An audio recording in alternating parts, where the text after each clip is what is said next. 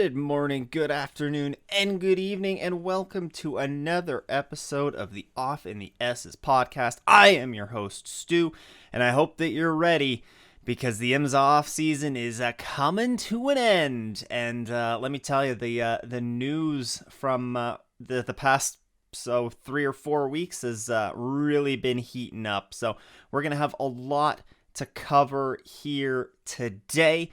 But before we get into all of the news from around the world of IMSA, make sure that you're subscribed to the Off in the S's podcast on your favorite podcasting app. Make sure you never miss an episode. You can also follow along with us on Twitter at Off in the S's or on YouTube at Off in the S's podcast. I'll make sure to add those links into the show notes.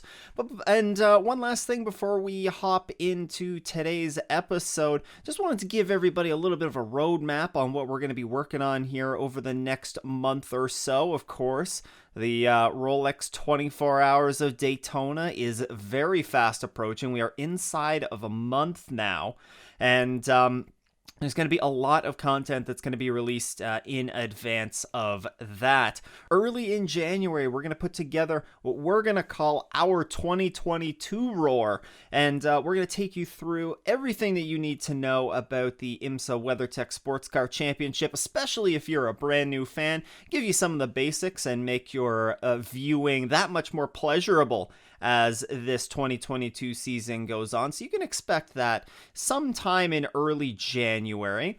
We're also going to do a little bit of a pre-race for the Roar before the 24. That takes place, of course, 1 week before the Rolex 24 Hours of Daytona.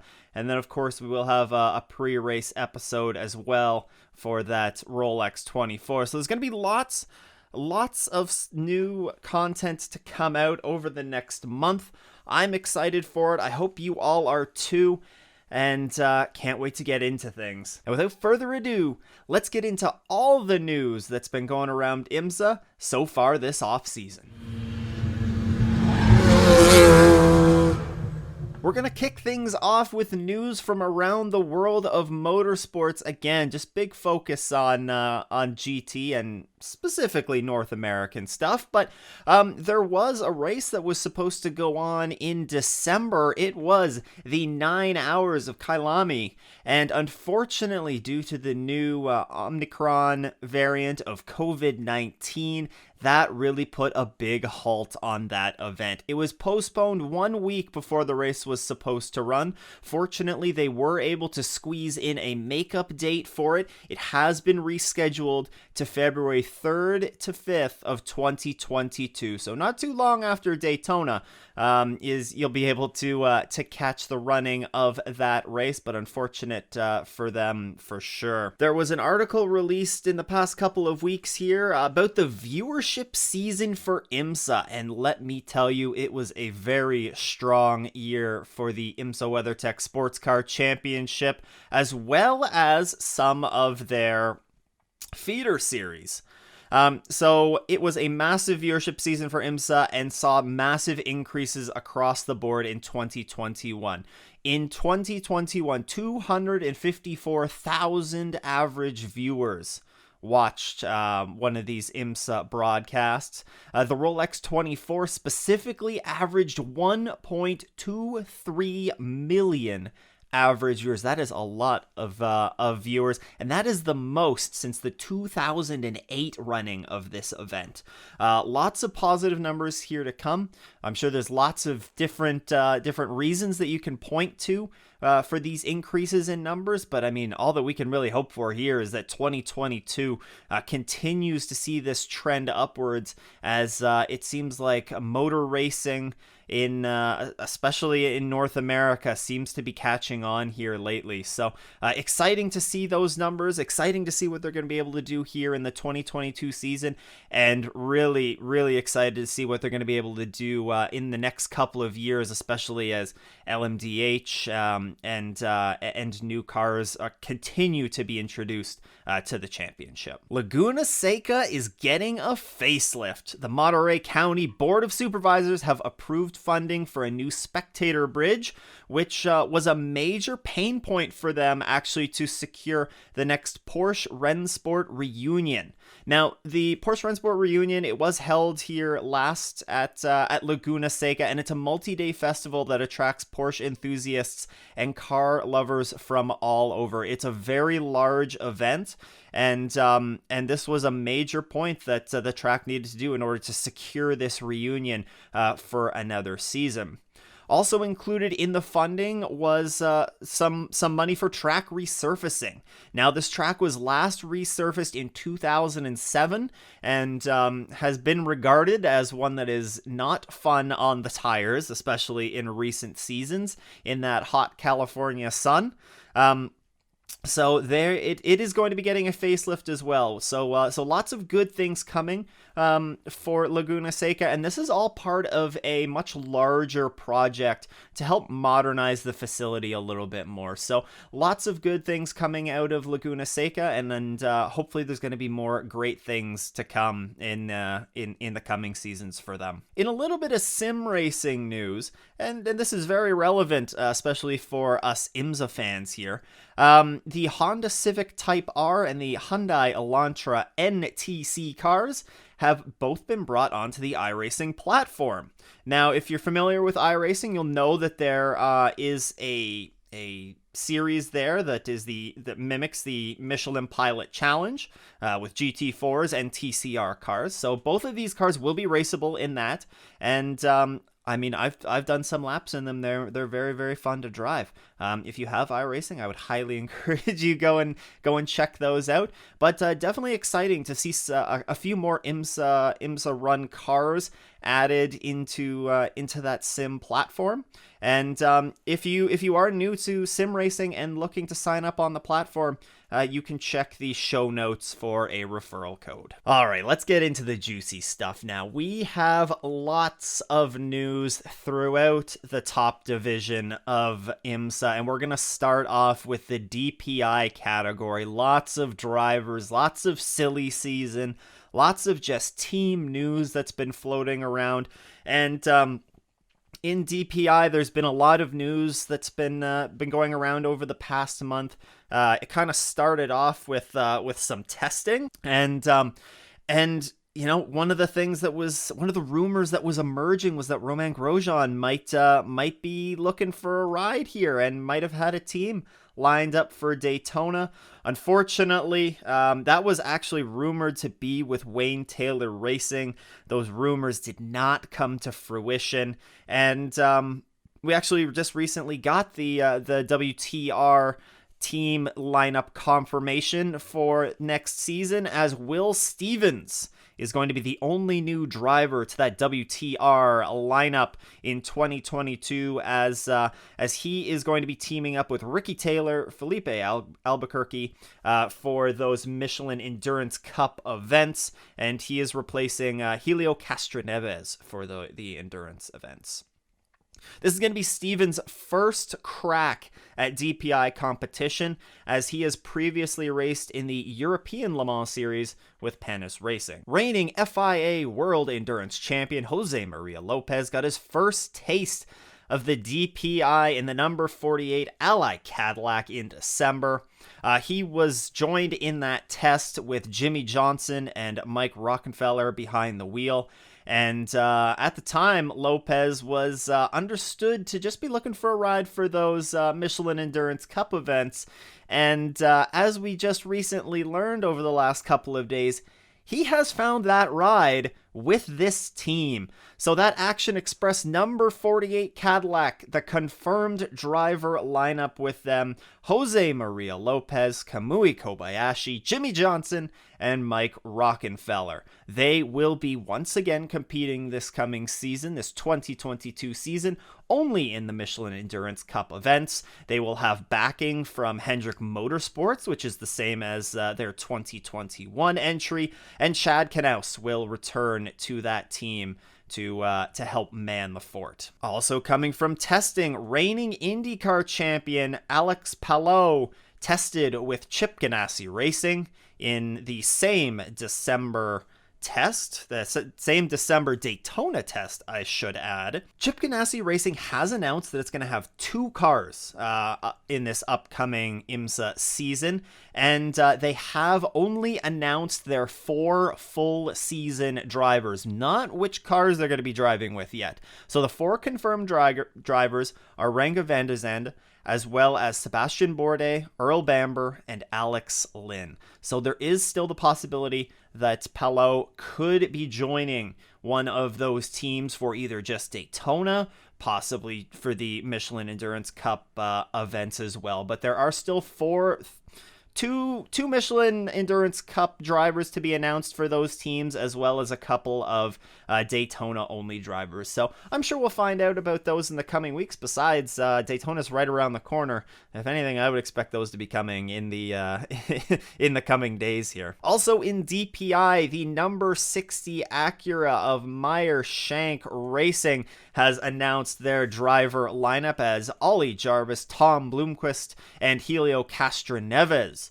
will be taking the wheel of that Acura. They also unveiled their new livery for 2022 and announced their new partnership with cybersecurity company Arctic Wolf. It's a very slick livery, still maintains that iconic pink from last season on that ride, and we will link the car in the show notes as well. In other DPI news, Pipo Derani will return to drive the number 31 Whelen Engineering Cadillac in 2022, and he's going to be paired with Tristan Nunez, Mike Conway for the 4 Michelin Endurance Cup events. There has not been the Daytona driver announced for that ride yet.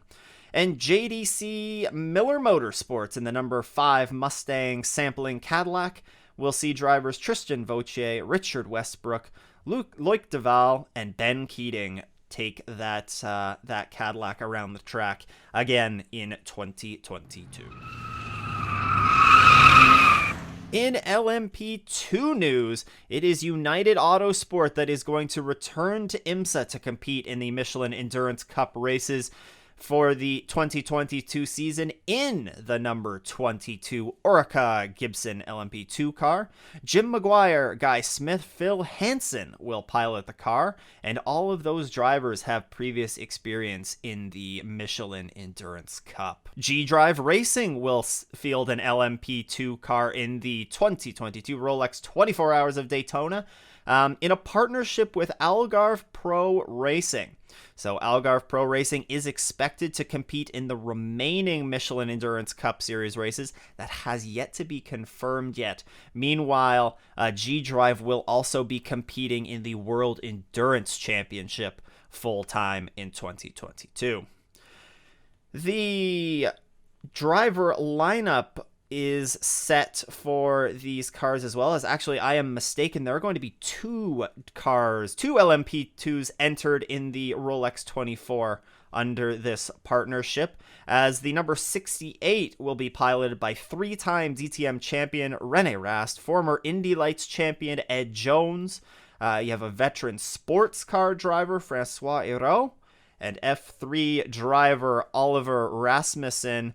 In the number 69, it will be driven by John Falb, Luca Giotto, James Allen, and Tiemann van der Helm. From one Dutch driver to a Dutch team, Racing Team Netherlands will take on the full 2022 Michelin Endurance Cup program in an LMP2 car. It will see Dylan Murray, who is a silver driver and competed in LMP3 as well as Porsche Cup in 2021. He will be joining the team for those races. World Endurance Championship driver Fabio Scher will be driving with High Class Racing in their LMP2 entry for the Michelin Endurance Cup races. He's going to share that ride with Anders Fjorenbach and Dennis Anderson. A nice little story here coming from the LMP2 garage, as Juan Pablo Montoya will be teaming up with his son for the 12 Hours of Sebring. Sebastian, who is his son, He's 16 and definitely no slouch behind the wheel. Has competed in Formula 4 for the past 2 seasons. And he's going to be making his sports car debut in that Dragon Speed Orica Gibson after completing a test previously in the car. His father is going to share the ride in a full season campaign with Henrik Hedman. Ollie Jarvis is going to run double duty in IMSA and WEC, as it was announced that he will run his first full-length WEC campaign since 2017. He's going to be racing in the United Autosports LMP2 machine with Josh Pearson and a driver that is to be decided. Ollie Jarvis will not be the only driver that is doing double duty in WEC and IMSA, as on both sides of the pond, his teammate in the World Endurance Championship, Alex Lynn, will be racing in a full season ride with United Autosports in that LMP2, in the World Endurance Championship, and in IMSA with Chip Ganassi Racing in a DPI. Aero Motorsport will continue with their same lineup as it was in 2021. Dwight Merriman and Ryan Dalziel will return as full season drivers, with Kyle Tilley coming on board for those Michelin Endurance Cup races. Paul Loup-Chatin will complete the foursome for Daytona, which is the same four that took LMP2 honors in 2021. IndyCar drivers Pato O'Ward, Colton Herta, and Delvin DeFrancisco will join Dragon Speed for the Rolex 24 in an LMP2 ride. They're going to be teaming up with Eric Lux. And lastly, PR1 Matheson Motorsports will return for the 2022 season with full season drivers Stephen Thomas and Jonathan Bomarito. Josh Pearson will join the team for Michelin Endurance Cup races, with Harry Tinknell joining the team for the 24 hours of Daytona. In LMP3, Andretti Autosport will once again race in LMP3 in 2022 with a Ligier GS P320 driven by Jared Andretti and Josh Burden, along with Gabby Chavez and Rasmus Lin, who will be joining the team for the Rolex 24 Hours. Burden replaces Oliver Askew in the lineup as Askew leaves for Formula E. AWA has announced its LMP3 program. They will field a Duquesne D08 Nissan with Canadian duo Kuno Whitmer and Ore Fadani driving the full season. Lars Kerm will race with the pair in the Michelin Endurance Cup races, while Matt Bell will join the team for Daytona. Of course, you will recall that AWA previously ran a McLaren in the IMSA Michelin Pilot Challenge, and they won the 4 hours of Daytona in 2021. Performance Tech Motorsport has finalized its Rolex 24 lineup, with team veteran Dan Goldberg set to be joined by Hikaru Abe, Nico Pino, and Garrett Grist. There has been no indication yet on the full season lineup, but an interesting note that came out of this here is that earlier in the off-season, JR3 Racing had announced that they were to compete in LMP3 with Garrett Grist as well. Now, I did a bit of investigating into this, and it is on the Performance Tech website. It is confirmed by the team that Garrett Grist will be in that lineup, so we'll have to see who is going to be manning the LMP3 JR3 Racing ride with Ari Ballo in 2022, as the team will field their Airbnb-sponsored Ligier JSP320 in what is expected to be its first full season of WeatherTech Championship competition. Gar Robinson will come back for another season with Riley Motorsports as he looks to defend his LMP3 title again in 2022. Felipe Fraga will join him for the full season ride, as that pair won 4 races together last season en route to that LMP3 championship. Kay Van Berlo, who is the runner-up in the Porsche Carrera Cup North America, and Michael Cooper will join the team in that number 74 ride for the Rolex 24. Now moving on to GTD Pro. Yes, you heard that right, GTD Pro, as the first drivers and teams are being confirmed ahead of Daytona. It is Vassar Sullivan in their GTD Pro entry, who have confirmed that drivers Jack Hawksworth will be joined by Ben Barnicoat for that full season ride, as Kyle Kirkwood will be joining the pair for the endurance rounds. Now, Kirkwood won the Indy Lights Championship in 2021 with a record-tying 10 wins, and so he is definitely no slouch of a driver. And he is going to be returning to the endurance lineup despite being slated for a full season ride in IndyCar in 2022. Corvette Racing has confirmed that the number 4 CR8 will be back on the grid for the GTD Pro category in Daytona, and it will be piloted by Marco Sorensen, Tommy Wilner, and Nick Tandy. Of course, the number 3 will be driven by Antonio Garcia, Jordan Taylor, and Nicky Katzberg. Pfaff Motorsports had a very busy December, of course, announcing its entry into GTD Pro and making that official. They made that announcement at their annual Christmas gathering via Twitter, and they later announced their driver lineup. Their driver lineup will consist of Matt Campbell and Mathieu Yamin, who will make up the full season pairing and be joined for the Michelin Endurance Cup events by Felipe Nasr.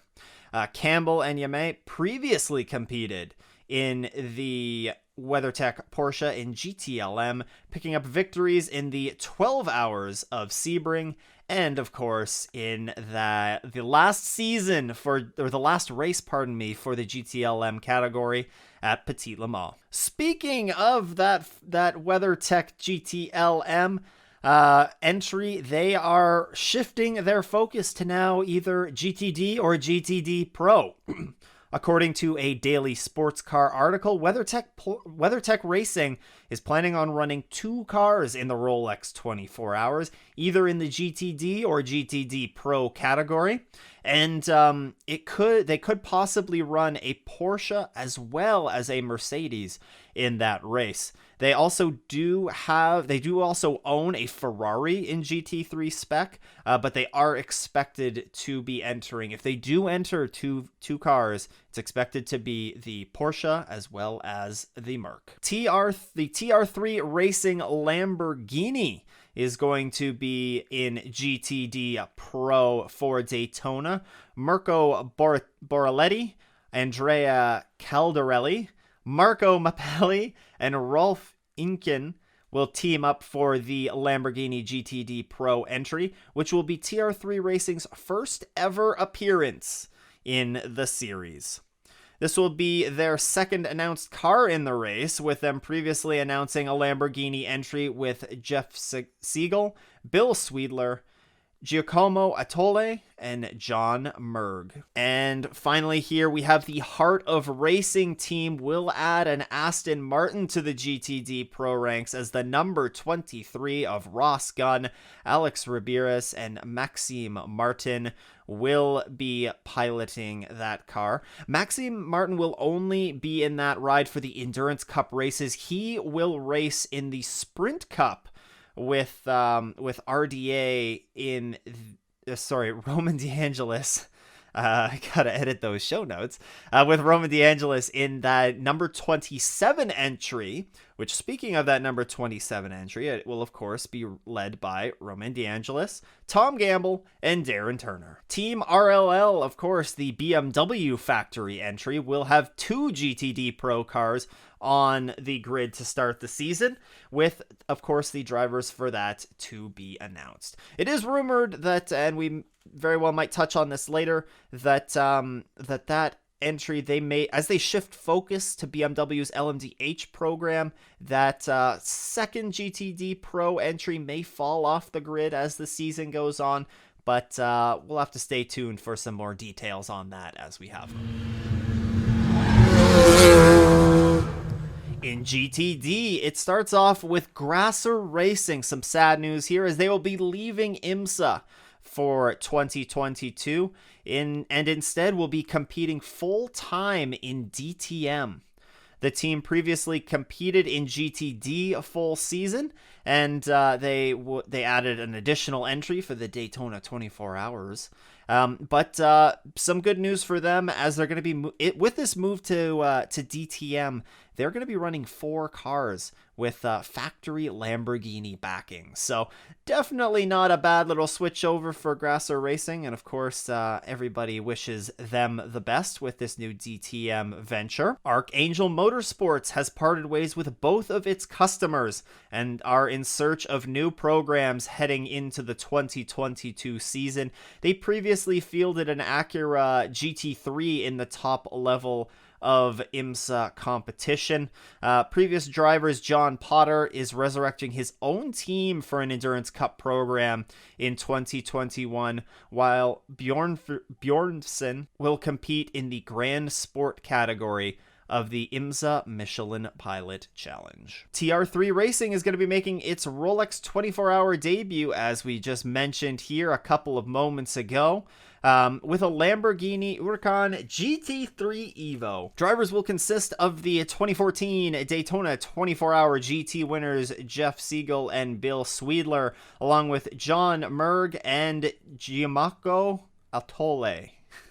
Apologies for any butchered names over the course of this entire podcast. Depending on the result, there's a chance that they could enter the other 3 Michelin Endurance Cup races, but the team would not commit to those quite yet. The Wright Motorsports GT3 Porsche will be piloted by Ryan Hardwick and Jan Halen in 2022. They are going to be joined by former Pfaff Motorsport driver Zachary Robichon for the 4 Michelin Endurance Cup races. It should be noted that during the selection process, Hardwick sung very high praises of Jan Halen, who went out and won the 2021 Michelin Pilot Challenge Championship in that Grand Sport division. And Hardwick chose Halen over other Porsche factory drivers, and some pretty strong ones at that. So speaks highly of Jan Halen, and it's going to be exciting to see what those two are going to be able to do in that Porsche next season. Magnus Racing has made the switch from Acura, which they ran with Archangel, to Aston Martin for 2022. They will be competing in the 4 Michelin Endurance Cup races in 2022 with a to-be-determined driver lineup. Gilbert Korthoff Motorsports is planning a full-season IMSA WeatherTech Sports Car Championship program with its Mercedes GT3 Evo. The team made 3 starts in 2021 at Road America, VIR, and Petit Le Mans. Of course, they did get caught up in that big safety car restart accident at Petit Le Mans, unfortunately, and had their race shut down a little bit early. The car will be driven by Guy Cosmo, Mike Skeen, Stephen McAleer, and Scott Andrews. Are the 4 that will drive that car in the Rolex 24. Here's a car you don't hear too much about in IMSA competition. There will be a McLaren on the Michelin Endurance Cup competitor list for 2021, as Crucial Motorsports will enter their McLaren 720S GT3 for 2022 competition. Right now, it looks like they're only committed for the Michelin Endurance Cup races, but they are also looking to potentially add some races in GTD Pro for the Sprint Cup races as well. So this is according to a Sports Car 365 article. So that would be very nice to see some more variation in cars out on the grid here in 2022, if that McLaren is able to make it to the grid for all of the races. Peregrine Racing will join GTD for the entire 2022 season after racing only the Sprint Cup events in 2021, partnering with Carbon Motorsports. They will run a Lamborghini GT3 Evo, having previously run an Acura R8. And Jeff Westphal will be joined by Robert McGuinness as the full season drivers, as the Michelin Endurance Cup drivers have yet to be announced. BMW M Factory driver Jans Klingman and SRO America class champion Michael Deenan will complete the Turner Motorsports lineup for the Rolex 24. They will be joined, of course, by the full season drivers Robbie Foley and Bill Oberlin.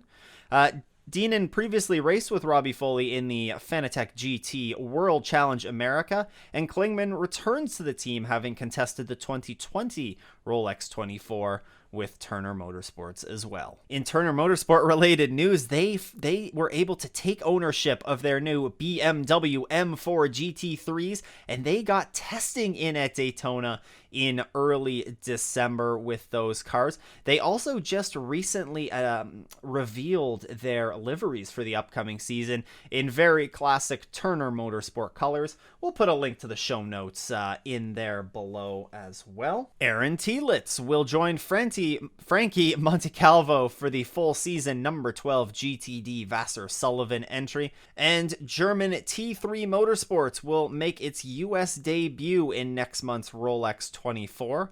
They will partner up with Open Wheel and Trans Am team Southern Motorsports to field a Lamborghini GT3 Evo with a driver lineup that is to be determined. Wrapping up with some of the support series news from the off-season, and there's been a bit of it so far. Michelin Pilot Challenge team TGM is among the first teams to receive their brand new Porsche Cayman GT4 Club Sports ahead of the 2022 campaign. TGM is going to be transitioning from the Camaros to the Porsches this season. You'll remember, if I'm not mistaken, they were the only team on the Michelin Pilot Challenge grid last season that ran the Camaros, and they do have some experience with the Porsches, having previously run them in 2017. And then in MX5 Cup news, Copeland Motorsports adds Jamison Riley and Max Opalski to their stable of drivers for the 2022 season. If you've been keeping your eyes on any sports car related news, and specifically prototype related news, there has been a lot of news coming from the LMDH camps over this off season. And starting off with some updates from Ferrari, as they are planning to make a 2023 Sebring debut and expect to be testing by June of 2022, and a car reveal in January or February of 2022 as well. Factory drivers for that car have not been determined yet, but should also be expected to be announced here in the first half of 2022. Orica has been confirmed to be working with Acura to develop their LMDH car that will race starting in 2023. Acura and Orica currently share a partnership on the current DPI and have experienced plenty of success together, including the 2019 and 2020 Manufacturers Championship. Currently, Acuras are run in the IMSA DPI category by Wayne Taylor Racing and Meyershank Racing. Speaking of Orica, they are also ramping up staffing, with contracts signed to work with Acura as well as Alpine on their LMDH entries, as well as the expected news that they will be producing and offering customer support for Ferrari's new GT3 car that is expected in 2023 as well. So lots of new Ferraris are going to be pouring out onto these grids here in 2023. It's also mentioned that Acura's LMDH program is expected to hit the track for testing in 2022, with Alpine's slated to hit the track in early 2023. Of course, you'll remember Alpine is kind of in that in-between phase, using a grandfathered and slightly modified car for the hypercar entry. So they are a little bit behind some of the other manufacturers in terms of when they expect that LMDH car to be hitting the track. Andretti Green Racing, having previously run LMP2s with Acura in 2007 and 2008 in the American Le Mans Series, has a confirmed entry in IMSA in 2021 in the LMP3 category. Now, very interesting discussions here that come from this. This is expected to be a stepping stone for the team back into IMSA competition, as they were in very heavy discussions with Audi to field their LMDH car in North America, with Audi having opted out of that and instead choosing to focus on WEC competition. But recently there were some more rumors that emerged that McLaren could be a very good fit for this Andretti Green Racing team. With McLaren's previously mentioned interest in LMDH, this could be a partnership that could come together. So stay tuned for some more potential news on that, as Andretti Green Racing and McLaren, they might be in the works for an LMDH partnership here. Some exciting and disappointing news for the Porsche LMDH program, as the exciting news is photos were unveiled in December of their 2023 entry into the World Endurance Championship and the IMSA Sports Car Championship. As with many early shots that we get, it's not going to really give too much away, but it does hint towards some design cues from their 1980s Porsche 956 prototype. And it does look quite slick so far. The small details that they gave, it does look pretty good. We'll give a link to that in the show notes as well. Unfortunately, there was some sad news and some unfortunate news that came from this, as initial testing that was slated to take place in December is going to be pushed to the new year. Darn. It wasn't expected to be super extensive testing yet. It was just supposed to be some early runs and just put the car through some early paces.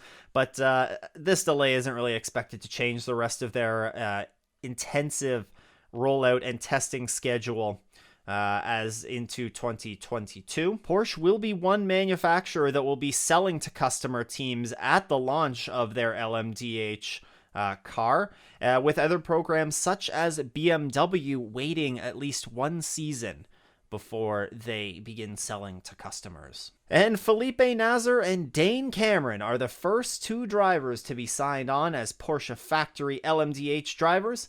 Porsche Penske Motorsports is going to be the team that will race in both IMSA and WEC starting in 2023, as Porsche announced their factory partnership with Penske. A couple of other notes on some other cars, actually pretty much only BMW cars, so we might as well call this the BMW portion of the podcast, as it was announced earlier in December that teams were going to be taking delivery of their brand new M4 GT3 cars, as Schubert Motorsport and ST Racing were the first to get their hands on the cars.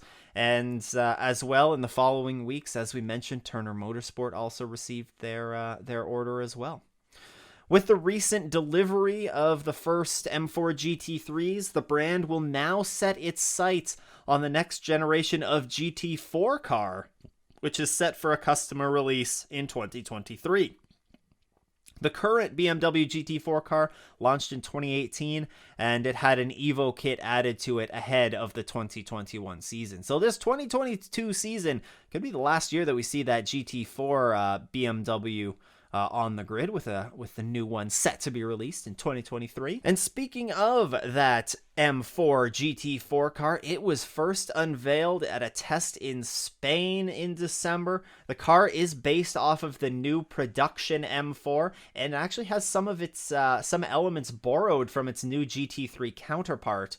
And of course, as mentioned a moment ago, it's going to be on the grid for 2023 and is expected to be delivered to customers towards the end of the 2022 year. In Rolex 24-hour news, the entry list is full. It is at maximum capacity for the Rolex 24 with 60 confirmed entries. We're going to have 25 prototypes consisting of 7 DPIs, 10 LMP2s, and 8 LMP3 cars, with 35 GT entries, including 13 GTD Pro, as well as 22 in the normal GTD category.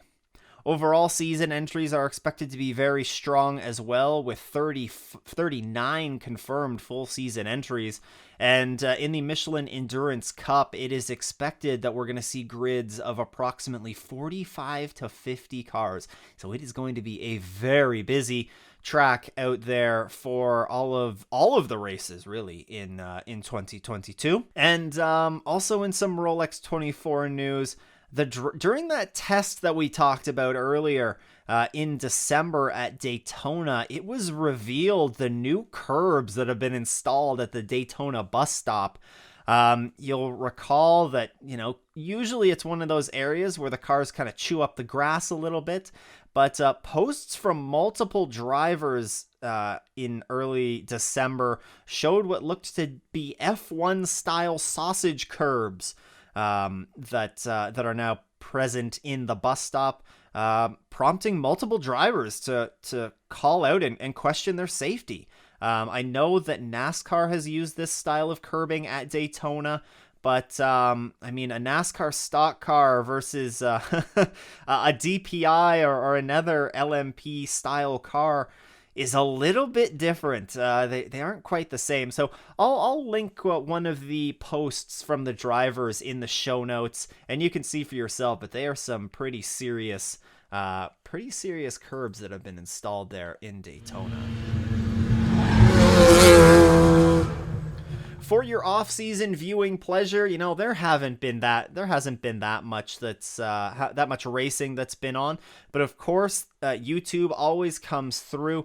We'll put a link in the show notes for the Embedded series, which is a great little series that continues to be added onto here, and it follows the BMW LMDH car production. So, the decisions that had to go through to get that program started, to manufacturing, bringing the GT3 car over to North America for their 24 Hours of Sebring race that they ran back in November.